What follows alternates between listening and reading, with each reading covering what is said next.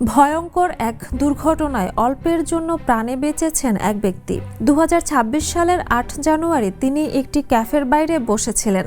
হঠাৎ করে কয়েক মিটার উঁচু থেকে একটি বড় কাচের প্যানেল তার উপর পড়ে। কাচটি মাথায় লাগতেই তিনি সঙ্গে সঙ্গে অচেতন হয়ে যান।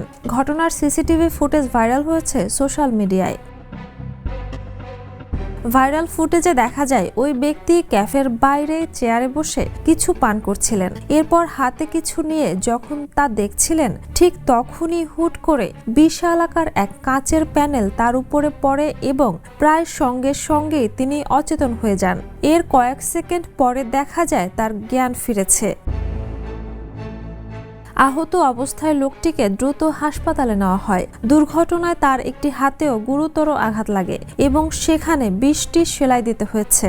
চিকিৎসকরা জানিয়েছেন তার অবস্থা এখন স্থিতিশীল এবং তিনি শঙ্কামুক্ত। ঘটনাটি ঘটেছে ইতালির একটি ক্যাফেতে। ঘটনার পর ক্যাফে কর্তৃপক্ষ নিরাপত্তার কথা ভেবে বাইরে রাখা টেবিল চেয়ারগুলো ভবনের দেয়ালের আরও কাছে নিয়ে আসে, যেখানে ওপরের ব্যালকনির ছাদ রয়েছে।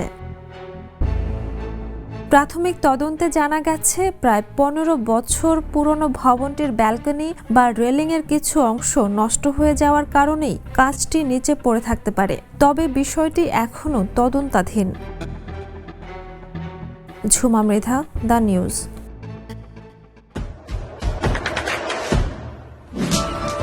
দেশে দেশে সবার সাথে দ্য নিউজ।